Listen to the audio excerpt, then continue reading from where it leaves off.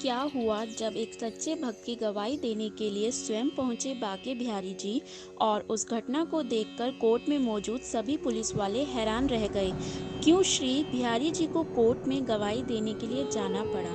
किसके लिए श्री बाके बिहारी जी ने कोर्ट में गवाही दी? आज के प्रसंग में हम इसी के बारे में चर्चा करेंगे। जय श्री कृष्ण भक्तों, हमारे YouTube channel speed grow more में आप सभी दर्शकों का हार्दिक अभिनंदन है। साथियों, यह सच्ची घटना है वृंदावन की। वृंदावन की गलियों में एक संत रहा करते थे। सभी लोग उन्हें प्यार से जज साहब कहकर पुकारा करते थे। एक समय की बात है, जब वो संत वृंदावन की गलियों से गुजर रहे थे, तब एक व्यक्ति ने एक महात्मा से पूछा, बाबा, मेरी समझ में यह नहीं आ रहा कि सभी लोग इन्हें जज साहब कहकर क्यों पुकारते हैं। तब उस महात्मा ने बताया कि बेटा, सभी लोग इन्हें जज साहब इसलिए कहते हैं, दरअसल वो सन्यासी बनने से पहले एक जिले के जज हुआ करते थे। असल में वह संत एक लोक अदालत में जज थे और कोर्ट में बैठकर लोगों का न्याय किया करते थे। बेटा, आज से 20 साल पहले की बात है कि जिस लोक अदालत के जिस जिला के यह जज हुआ करते थे, उसी जिला के एक छोटे से गांव में एक विनानातम नाम का भोला भाला व्यक्ति रहा करता था। वह श्री बाके बिहारी जी का बहुत ही सच्चा भक्त था। उसकी श्री बाके बिहारी जी में बहुत ही रुचि थी। कभी कोई घटना हो जाती और कोई उससे पूछता कि भोले भैया, यह काम कैसे हुआ, तो वह कह देता, भैया मुझे नहीं मालूम, जो जाने बिहारी जी ही जाने। यह कहकर कोई भी उलझन में पड़ जाता और वह उनसे कहता, भोले भैया अब क्या करना चाहिए, तो वो दीनानाथ जी कहते, भैया मुझे नहीं मालूम, यह बात तो बिहारी जी ही जाने। कहने का तात्पर्य यह था कि जहाँ कैसा भी हो और कोई भी प्रश्नवाचक चिन्ह लग जाता तो दीनानाथ जी का बस एक ही जवाब होता, भैया मुझे नहीं पता, बिहारी जी ही जाने। दीनानाथ जी की माता पिता ने उन्हें जो नाम दिया था उसे तो कोई नहीं लेता था, बल्कि उसके स्थान पर उसके भोलेपन के कारण सभी ग्रामवासी उसे भोले भैया कहकर ही पुकारा करते थे। दीनानाथ जी श्री बाके बिहारी जी के बहुत ही सच्चे भक्त थे। रोज वो बाके बिहारी जी के मंदिर में जाते और मंदिर में जाकर बिहारी जी की सेवा किया करते थे। एक दिन की बात है, दीनानाथ जी की पत्नी ने अपने पति से उस भोले भैया से कहा, पिया जी, हमारी बिटिया सियानी हो चुकी है और उसकी अवस्था विवाह योग हो गई है, इसलिए पिया जी कोई अच्छा सा घर बार देखकर हमारी इस बिटिया की शादी जल्दी से करा दो। दीनानाथ जी बोले, हो जाएगी प्रिय, तुम क्यों चिंता करती हो। अपने पति के ऐसे वचनों को सुनकर उनकी पत्नी बोली, चिंता की तो बात ही है पिया जी, घर में एक दमड़ी भी नहीं है और बिना पैसों के भला बिटिया की शादी कैसे होगी। पत्नी की बात सुनकर दीनानाथ जी बोले, भद्री, तुम क्यों चिंता करती हो, बिहारी जी जो चाहेंगे तो सब कुछ अच्छे से ही होगा। और इतना कहकर दीनानाथ जी बिहारी जी के मंदिर को चले गए। साथियों, बिटिया के लिए एक लड़का देखा गया। शादी का दिन निश्चित हुआ। जब बारात आने के 10 दिन शेष रह गए तो दीनानाथ जी की पत्नी ने फिर से अपने पति से कहा, पिया जी, बिटिया की शादी में अब ज़्यादा समय शेष नहीं रहा और अभी तक आपने पैसों का कोई इंतज़ाम भी नहीं किया है। पिया जी, अब आपको पैसों का इंतज़ाम कर लेना चाहिए, नहीं तो हमारी बड़ी बदनामी होगी। पत्नी की बात सुनकर दीनानाथ जी अपने गांव के साहूकार के घर की तरफ को चल दिए। साहूकार के घर पहुंचकर उन्होंने साहूकार को प्रणाम किया।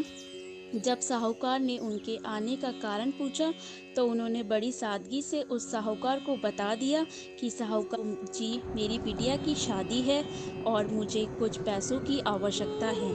कृपया आप मुझे दे देंगे तो कुछ समय बाद ही आपको सूद समेत पूरा पैसा वापस लौटा दूंगा।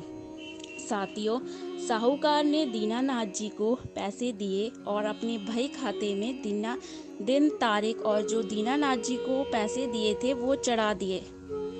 दीनानाथ जी उस साहूकार से पैसे लेकर और उन पैसों को अपनी जेब में रखकर अपने घर की तरफ चल दिए। साथियों, दीनानाथ जी अपने घर पहुंचे। उन्होंने अपनी पत्नी के हाथों में वो रुपये थमाए और रुपये देने के बाद वो फिर से बिहारी जी के मंदिर में बिहारी जी की सेवा करने के लिए चले गए।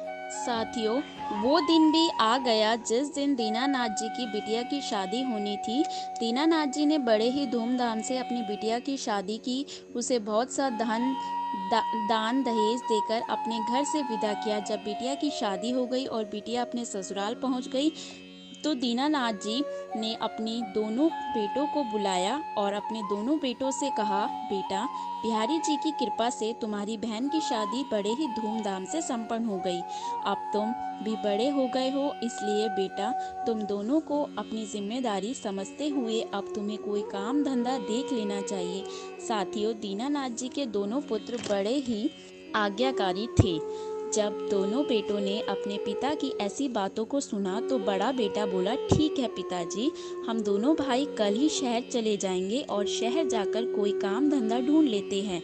बेटों की बात सुनकर दीनानाथ जी बहुत ही खुश हुए और अपने बेटों को आशीर्वाद देते हुए वो बिहारी जी के मंदिर को चले गए और बिहारी जी की सेवा में लग गए। दीनानाथ जी के दोनों पुत्र बड़े ही होनहार थे। वो दोनों शहर गए और शहर जाकर उन दोनों ने खूब मेहनत की। कुछ महीने के बाद दीनानाथ के दोनों बेटे अपने घर वापस लौट आए और शहर से कमा कर खूब सारा धन लेकर आए। वे अपने घर वापस लौटे। घर आकर उन दोनों बेटों ने अपने पिताजी दीनानाथ जी को घर बुलाया और अपने पिताजी से कहा, पिताजी, आपने साहूकार से पैसे उधार लिए थे, उन पैसों को साहूकार को ब्याज सहित वापस करा, क्योंकि हम दोनों भाई शहर से वो पैसे कमा लाए हैं। पुत्रों की बात सुनकर दीनानाथ जी ने बेटों से पैसे लिए और फिर साहूकार के घर की तरफ को चल दिए। साहूकार के घर की तरफ जब वो जा रहे थे तो रास्ते में ही श्री बांके बिहारी जी का मंदिर था। दीनानाथ जी मंदिर में गए और बांके बिहारी जी को प्रणाम किया। प्रणाम करने के बाद वह साहूकार के घर की तरफ को चल दिए। साथियों, दीनानाथ जी साहूकार के घर पहुंचे और साहूकार को प्रणाम किया। साहूकार ने पूछा, बताओ भोले भैया, कैसे आना हुआ? क्या कोई और आवश्यकता है पैसों की? तो दीनानाथ जी बोले, नहीं नहीं भैया, मुझे पैसों की अब कोई आवश्यकता नहीं है, बल्कि मैं तो आपके जो पैसे उधार लिए थे वो ब्याज समेत वापस देने आया हूँ। साहूकार ने अपने बही खाता खोला, दिन तारीख देखी और तारीख देखने के बाद अपना हिसाब लगाया और फिर दीनानाथ जी से बोला, भोले भैया, तुम मुझे इतनी रकम वापस देनी है, इतना तुम्हारा ब्याज और इतना तुम्हारा मूल था। दीनानाथ जी ने अपने कुर्ते की जेब में हाथ डाला और अपने कुर्ते की जेब से पैसे निकाले और जितने उस साहूकार के ब्याज सहित पैसे बने थे वो दीनानाथ जी ने उसे साहूकार को दे दिए। साहूकार ने अपने बही खाते से हिसाब काटा और हिसाब काटने के बाद उसने एक पर्ची बनाई और उस पर्ची पर लिख दिया, आज दिनांक को दीनानाथ जी ने मुझे मेरे सारे पैसे ब्याज समेत लौटा दिए हैं और अब मेरा दीनानाथ जी से कोई लेन देन नहीं है और दीनानाथ जी से कोई भी पैसा बकाया नहीं है। और ऐसा लिखकर साहूकार ने वह पर्ची दीनानाथ जी को दे दी। दीनानाथ जी ने पर्ची लेते समय कहा, कोई बात नहीं भैया, आपने लिखा हुआ तो सही ही होगा, मुझे तो पढ़ना लिखना आता नहीं है और मुझे तुम पर पूरा भरोसा है। जब साहूकार ने दीनानाथ जी के ऐसे वचनों को सुना तो उसके मन में लालच आ गया। साहूकार सोचने लगा, इसको तो पढ़ना लिखना आता नहीं है, क्यों ना मैं इसको फर्जी पर्ची बनाकर दे देता हूँ और इस पर दोबारा से पैसे वसूल करता हूँ। जब उस जमींदार के मन में पाप आ गया तो उसने पहले वाली पर्ची का तो बही खाते में रख दिया और उसके स्थान पर एक दूसरी पर्ची तैयार कर ली और उस पर पेंसिल से आड़ी तिरछी लकीरें खींच दी और उस पर्ची को दीनानाथ जी को देते हुए वो साहूकार बोला, लो भोले भैया, तुम्हारे हिसाब की पर्ची। दीनानाथ जी बहुत ही सीधे साधे इंसान थे। उन्होंने वह पर्ची ली और अपने कुर्ते की जेब में रखी और फिर साहूकार से कहा, अच्छा भैया, अब मैं चलता हूँ, मेरे बिहारी जी मेरी राह देख रहे होंगे। और ऐसा कहकर दीनानाथ जी साहूकार के घर से निकले और सीधी बिहारी जी के मंदिर में पहुँचे और मंदिर में पहुँचकर उन्होंने साहूकार से मिली पर्ची बिहारी जी के चरणों में रखी और उस पर्ची को रखने के बाद वो बिहारी जी की सेवा में लग गए। साथियों, कुछ दिनों के बाद उस साहूकार ने अपना एक आदमी दीनानाथ जी के घर भेजा और उससे भेजकर यह संदेशा भिजवाया कि आपने जो साहूकार से पैसे लिए थे वह पैसे वापस मंगाए हैं। जब दीनानाथ जी के घर वालों को उस आदमी ने यह संदेशा दिया, दीनानाथ जी के घर वालों ने दीनानाथ जी को बुलाया। उनके पुत्रों ने अपने पिता से पूछा, पिताजी, हमने जो आपको पैसे दिए थे, क्या वह आपने साहूकार को नहीं दिए? साथियों, अपने पुत्र के ऐसे वचनों को सुनकर दीनानाथ जी कहने लगे, नहीं नहीं बेटा, मैंने तो साहूकार का पूरा हिसाब कर दिया था और साहूकार ने मुझे एक पर्ची भी दी थी। दीनानाथ के बेटों ने कहा, तो शायद उनसे कोई गलती हो गई होगी, तो एक काम करो पिताजी, आप उनके पास जाओ और उनसे कहना, मैंने तो आपका पूरा हिसाब कर दिया है, फिर आपने मेरी घर पर अपने आदमी को उगाही के लिए क्यों भेजा? साथियों, दीनानाथ जी फिर से साहूकार के पास पहुंच गए और साहूकार से कहने लगे, महाजन, मैंने तो आपका पाई पाई का हिसाब कर दिया था, फिर आपने मेरे घर उगाही के लिए अपना आदमी क्यों भेजा? साहूकार के मन में तो पहले से लालच भरा हुआ था कि भोले भाले दीनानाथ से दोबारा पैसे लेने हैं। उसी लालच के भतीभूत होकर वह साहूकार दीनानाथ जी से बोला, नहीं नहीं भोले भैया, अभी आपने मुझे पैसे नहीं दिए हैं। दीनानाथ जी कहने लगे, भैया ठीक से याद करो, मैंने आपको पैसे दिए हैं और उसके बदले में आपने मुझे एक पर्ची भी दी थी। साहूकार क्रोध में आंख लाल करते हुए बोलता है, आपकी बुद्धि सटिया गई है, आप थोड़े बुजुर्ग हो गए हैं, इसलिए आपको याद नहीं है। आपने किसी और को दिए होंगे और आप यह सोच रहे हैं कि वो पैसे आपने मुझे दिए हैं। आप अपने दिमाग पर जोर डालिए और 2 दिन के अंदर मेरे पैसे मुझे मिल जाने चाहिए। या तो तुम मेरे पैसे समय से पहुंचा देना, नहीं तो मैं तुम्हारे खिलाफ कोर्ट में केस कर दूंगा। साहूकार के ऐसे वचनों को जब दीनानाथ जी ने सुना तो वो कहने लगे, भैया तुम्हें जो करना है वो करो, मैं तो बस इतना जानता हूँ कि मैंने तुम्हें पैसे दिए हैं और अब मैं तुम्हें एक पाई भी नहीं दूंगा। और वह इतना कहकर दीनानाथ जी साहूकार के घर से वापस लौट आए और मंदिर में बैठकर बाके बिहारी जी का भजन करने लगे। साथियों, अगले दिन की सुबह साहूकार कोर्ट में गया और दीनानाथ जी के खिलाफ केस कर दिया। जब केस दर्ज हो गया तो कोर्ट से उन्हें संदेश आया जिसमें लिखा था, आमुक तारीख को तुम्हें कोर्ट में हाजिर होना है, जहां पर तुम्हें यह बताना है कि साहूकार के पैसे क्यों नहीं लौटा रहे हैं। साथियों, वह दिन भी आया जिस दिन उस केस की तारीख थी। दीनानाथ और साहूकार दोनों कोर्ट पहुंच गए। सामने जज साहब बैठे हुए थे। जब अर्जली ने पुकारा, दीनानाथ जी हाजिर हो, तो दीनानाथ जी कटघरे में जाकर खड़े हो गए। जब जज ने पूछा, क्यों भाई दीनानाथ, तुमने अभी तक साहूकार के पैसे क्यों नहीं लौटाए? तो दीनानाथ जी कहने लगे, जज साहब, मैंने तो इनका पाई पाई का हिसाब कर दिया था और पता नहीं ये क्यों मुझ पर दोष लगा रहे हैं। जज ने पूछा, दीनानाथ जी, जब तुमने साहूकार को पैसे दिए तो साहूकार से तुमने कोई सबूत लिया था? तो दीनानाथ बोला, जी हुजूर, मैंने जब साहूकार को रुपए लौटाए तो साहूकार ने मुझे सबूत के तौर पर एक पर्ची दी थी। जब जज ने पूछा, कहाँ है वो पर्ची, क्या तुम उस पर्ची को मुझे दिखा सकते हो? दीनानाथ जी ने अपने कुर्ते की जेब में से वो पर्ची निकाली जो साहूकार ने बना के दी थी और जज साहब की तरफ बढ़ा दी। जज साहब ने वो पर्ची देखी और जज साहब पर्ची देखकर बोले, इसमें तो ऐसा कुछ भी नहीं लिखा है जिससे पता चल सके कि तुमने साहूकार के पैसे लौटा दिए हैं। भक्तों, जज की यह बात सुनकर आज तो दीनानाथ जी रोने लगते हैं और रोते रोते कहते हैं, जज साहब, मुझे साहूकार ने जो पर्ची दी थी वो मैंने तुम्हें दिखा दी, इससे आगे मैं कुछ नहीं जानता। जज साहब बोले, दीनानाथ जी रो मत, मुझे ये बताओ, जब तुमने साहूकार को पैसे दिए थे तो उस समय तुम दोनों के अलावा वहाँ पर और कोई तीसरा व्यक्ति भी मौजूद था? जज की बात सुनकर दीनानाथ जी बोले, जी हुजूर, वहाँ पर हम दोनों के अलावा बिहारी जी मौजूद थे और वो मुझे पैसे देते हुए बिहारी जी ने देखा था। जब दीनानाथ ने ये बताया तो वो जज साहब सोचने लगे कि दीनानाथ ने पैसे दिए होंगे तो कोई बाके बिहारी नाम का शख्स वहाँ होगा। उस जज को क्या पता था कि दीनानाथ जी जिस बाके बिहारी के बारे में, वो तो तीनों लोक के मालिक हैं और वो तीनों लोक के पालनहारी हैं। भक्तों, जज ने बाके बिहारी जी के नाम का वारंट निकाला और कोर्ट में मौजूद अपने सिपाहियों से बोला कि वारंट लेकर दीनानाथ जी के गांव जाओ और उस बाके बिहारी को वारंट देकर आओ। और इतना कहकर उस जज ने दीनानाथ और साहूकार को घर भेज दिया और दोनों से कहा, आज से 3 दिन बाद फिर से तुम्हें अदालत में आना है। भक्तों, दूसरा दिन हुआ। दूसरे दिन वो सिपाही भी दीनानाथ के गांव में पहुंच गया बाके बिहारी का वारंट लेकर।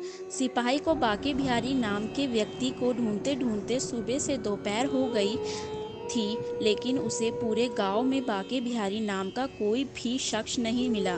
साथियों, जब वह सिपाही बाके बिहारी जी को ढूंढते ढूंढते जब वो गांव के बाहर आ गया तो उसे एक बच्चा दिखाई दिया। सिपाही उस बच्चे को बुलाते हुए कहा और उससे बच्चे से पूछने लगा, बेटा, बाके बिहारी जी का घर कहाँ है? तो उस बच्चे ने मंदिर की तरफ इशारा करते हुए कहा, ताऊ जी, वो मंदिर देख रहे हो ना, वहीं रहते हैं बिहारी जी। बच्चे की बात सुनकर वह सिपाही सोचने लगा, शायद मंदिर का कोई पुजारी होगा जिसका नाम बाके बिहारी है। वो सिपाही मंदिर के गेट पर पहुंचा और मंदिर के दरवाजे में अपना बेल्ट मारते हुए बोला, क्या कोई अंदर है? मंदिर का पुजारी निकलकर मंदिर से बाहर आया और हाथ जोड़ते हुए बोला, क्या बात है साहब, आप यहाँ किसे ढूंढ रहे हैं? पुजारी जी की बात सुनकर वह सिपाही बोला, क्या बाके बिहारी जी यहीं रहते हैं? पुजारी बोला, जी हुजूर, बाके बिहारी यहीं रहते हैं। उस सिपाही ने पुलिस वाले की तरह ही सवाल किया कि आप कौन हो? तो पुजारी बोला, साहब, मैं बाके बिहारी जी का सेवक हूँ। इतना सुनते ही सिपाही ने अपने थैले में हाथ डाला और कई वारंटों के बीच में से बाके बिहारी जी का वारंट निकाला और पुजारी जी को देते हुए बोला, ये लो, तुम्हारे मालिक बाके बिहारी का कोर्ट का वारंट है और आप इस पर्चे पर अपने हस्ताक्षर कर दीजिए। पुजारी जी ने भी कुछ नहीं सोचा, बेचारे पुजारी जी, और उसने भी हस्ताक्षर कर दिए। हस्ताक्षर करने के बाद पुजारी जी उस सिपाही से पूछने ही वाले थे, लेकिन सिपाही इतनी जल्दी में था कि पुजारी के सिग्नेचर करवाते ही पुजारी से वो पर्चा लिया और उसे अपनी जेब में रखकर साइकिल पर सवार हुआ और तुरंत ही वहाँ से चला गया। पुजारी जी सोचने लगे कि बाके बिहारी जी के नाम का वारंट, आखिर ये वारंट कोर्ट ने क्यों भेजा है? जब उस पुजारी ने वारंट खोला तो उसे पता चला कि ये वारंट तो भोले भैया के कारण कोर्ट ने बाके बिहारी जी को भेजा है। पुजारी जी ने वो वारंट पढ़ने के बाद बाके बिहारी जी की मूर्ति के चरणों में रख दिया और बिहारी जी की मूर्ति के सामने हाथ जोड़कर कहने लगे, प्रभु, आपके भक्त ने आप पर विश्वास करके कोर्ट से वारंट जारी करवाया है। प्रभु, मेरी भी ये इच्छा है, तुम्हारा जो भक्त है दीनानाथ, वह बहुत ही भोला भाला है। प्रभु, उसे ये भी ज्ञात नहीं है कि भला पत्थर की मूर्तियां भी कभी किसी की गवाही देती है। प्रभु, मेरी इच्छा है कि आप अपने उस भक्त का विश्वास मत टूटने देना और ऐसा कोई चमत्कार कर देना जिससे उस भक्त की लाज रह जाए और उसका आपके प्रति जो विश्वास है वो ना टूट पाए। भक्तों, इतना कहकर वो पुजारी उस वारंट को बिहारी जी की चरणों में समर्पित करके चला गया। साथियों, दूसरा दिन हुआ। पुजारी ने बाके बिहारी जी की मूर्ति को स्नान कराया। स्नान कराने के बाद पुजारी ने बाके बिहारी जी के सामने कई सारे वस्त्र रख दिए और बिहारी जी की मूर्ति के आगे हाथ जोड़कर वो पुजारी कहने लगा, भगवान आपके सामने कई सारे वस्त्र रखे हुए हैं, आपको जो पसंद हो वो पहन लेना, लेकिन आप अपने उस भोले भाले भक्त की गवाही देने कोर्ट में ज़रूर जाना। और ऐसा कहकर वो पुजारी मंदिर से चला गया। जब कोर्ट जाने का समय हुआ तो दीनानाथ सबसे पहले बिहारी जी के मंदिर गया, बिहारी जी को प्रणाम किया और बिहारी जी को प्रणाम करके कहने लगा, प्रभु आपको तो पता ही है, साहूकार से जो पैसे मैंने लिए थे वो लौटा दिए हैं और उसकी पाई पाई का हिसाब भी कर दिया था, और वो अब मुझ पर झूठा इल्जाम लगा रहा है और अदालत में वो मुझे बेईमान सिद्ध करवाना चाहता है। इसलिए प्रभु आप कोर्ट में ज़रूर आना और उस जज को साफ साफ बता देना जो सत्य है। और बिहारी जी को ऐसा कहकर उनकी मूर्ति को प्रणाम करके दीनानाथ जी कोर्ट की ओर चल देता है और कुछ समय पश्चात वो कोर्ट में पहुंच जाता है। साथियों, कोर्ट की कार्यवाही शुरू हुई। जज साहब अपनी कुर्सी पर बैठे और जज साहब ने फिर दीनानाथ जी से कहा, दीनानाथ जी तुम्हारे गवाह बिहारी जी कहाँ हैं? तो दीनानाथ बोला, हुजूर वो आते ही होंगे। जज ने अपने अर्जली से कहा कि बाके बिहारी को बुलाओ। अर्जली ने जब आवाज लगाई, बाके बिहारी हाजिर हो, बाके बिहारी हाजिर हो, और जब तीसरी बार पुकारा, बाके बिहारी हाजिर हो, तो जैसे ही उसने कहा फिर पीछे से आवाज आई, जी जज साहब मैं आ चुका हूँ। साहूकार ने जब ऐसी आवाज सुनी तो साहूकार सोच में पड़ गया कि जब दीनानाथ पैसे देने आया था तब वहाँ कोई नहीं था, तो यह बूढ़ा कहाँ से आ गया। तब जज ने पीछे से आई हुई आवाज की तरफ अपनी दृष्टि दौड़ाई तो उन्होंने देखा एक बुजुर्ग व्यक्ति कोर्ट की तरफ बढ़ा चला आ रहा है। उसके कपड़े फटे हुए हैं और सिर पर एक साफा बंधा हुआ है, गले में रुद्राक्ष की माला है और चेहरे पर अलग ही वृक्षण छेद है और मन मन मुस्कुराते हुए कोर्ट की तरफ चला आ रहा है। उस जज ने अपने जीवन काल में बहुत से लोगों को देखा था। वह जज एक से एक अच्छे व्यक्ति से मिला था, लेकिन जो तेज उस व्यक्ति के चेहरे पे दिख रहा था वह ऐसा विलक्षण तेज वाला व्यक्ति उसने आज तक नहीं देखा था। जब वो बुजुर्ग कटघरे में आकर खड़ा हो गया तो जज ने जब पूछा, क्या तुम्हारा नाम ही बाके बिहारी है? तो वो बुजुर्ग बोला, जी जज साहब मेरा नाम ही बाके बिहारी है। जज साहब ने उस बुजुर्ग से दूसरा सवाल किया कि जब दीनानाथ ने साहूकार को पैसे लौटाए थे तो क्या उस समय तुम वहां मौजूद थे? जी हुजूर मैं वहीं मौजूद था और दीनानाथ ने सूद समेत पैसे साहूकार को दिए थे मेरे सामने ही। उस बुजुर्ग की बातों को साहूकार ने सुना तो साहूकार कहने लगा, जज साहब ये बूढ़ा व्यक्ति झूठ बोल रहा है। जज साहब ने कहा, ऑर्डर ऑर्डर। साहूकार जी, जब आपको बोलने का मौका दिया जाए तब ही आप बोले, बीच में बोलकर अदालत की कार्यवाही में विविधा न उत्पन्न करें। जज की बात सुनकर साहूकार चुप खड़ा हो गया। फिर जज ने बिहारी जी की तरफ देखते हुए बोला, बिहारी जी आपने बताया जब दीनानाथ जी ने पैसे दिए तब आप वहां मौजूद थे और आपके ही सामने दीनानाथ ने साहूकार के पैसे लौटाए। क्या इस बात का तुम्हारे पास कोई सबूत है?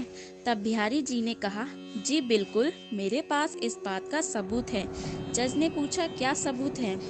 तो बिहारी जी बोले, जज साहब साहूकार जहाँ बैठता है उसके बाएं तरफ एक अलमारी है, उस अलमारी के भीतर 3 दराज है, उस अलमारी के बीच वाले दराज में लाल रंग की बही खाता है, उस बही खाते के अंदर 44 नंबर के पेज पर एक पर्ची है जिस पर लिखा हुआ है, उपत दिनांक को दीनानाथ ने मुझे मेरे सारे पैसे सूद समेत लौटा दिए हैं और अब मेरा दीनानाथ पर कोई भी पैसा बकाया नहीं है। तब जज ने साहूकार से पूछा, क्या तुम्हारे घर में कोई ऐसी अलमारी है? तो साहूकार बोला, जी जज साहब मेरे घर पर एक अलमारी है। जज ने साहूकार से उस अलमारी की चाबी मांगी और साहूकार से उस अलमारी की चाबी एक पुलिस वाले को देते हुए कहा, तुम अभी साहूकार के घर जाओ और यह देखकर आओ कि जो बाके बिहारी जी कह रहे हैं क्या वो सच है। इसके कहे अनुसार उस अलमारी में कोई बही खाता हो तो तुरंत उसे बही खाते को अदालत में लेके आना। साथियों, जज का आदेश आते ही वो पुलिस वाला उस साहूकार के घर चला जाता है और उस बही खाते को ले आता है और लाकर जज साहब को दे देता है। जज साहब ने वह बही खाता खोला तो उसमें से वह पर्ची निकल आती जो उसने दीनानाथ जी के पैसे देते समय बनाई थी। और जब उसे पता चला था कि दीनानाथ पर तो पढ़ना लिखना आता नहीं, तब उसने वह पर्ची तो अपने बही खाते में ही रख दी थी और एक फर्जी पर्ची बनाकर उसे दीनानाथ जी को दे दिया था। जब जज ने वह पर्ची पढ़ी तब वह पूरा मामला समझ गया। साहूकार झूठ बोल रहा था। तब जज ने साहूकार से पूछा, तुमने दीनानाथ पे झूठा इल्जाम क्यों लगाया? तो साहूकार हाथ जोड़कर जज से माफी मांगने लगा और सब कुछ जज को बता दिया। जज ने अपने सिपाही को आदेश दिया कि साहूकार को गिरफ्तार कर लो और इसे जेल में डाल दो और दीनानाथ जी को बाइज्जत बरी कर दो। जज से बिहारी जी को धन्यवाद देने के लिए जैसे ही कटघरे की तरफ देखा तो वहाँ से बिहारी जी गायब हो चुके थे। जज ने दीनानाथ से पूछा कि बिहारी जी कहाँ गए? तो दीनानाथ बोला, हुजूर, उन्हें तो बहुत सारे काम रहते हैं, उनके बहुत से मंदिर हैं और उनको सबका देखना पड़ता है, इसलिए वो तो चले गए। जज बोला, कोई बात नहीं दीनानाथ, अब तुम भी अपने घर जा सकते हो। उसने अदालत की कार्यवाही समाप्त की।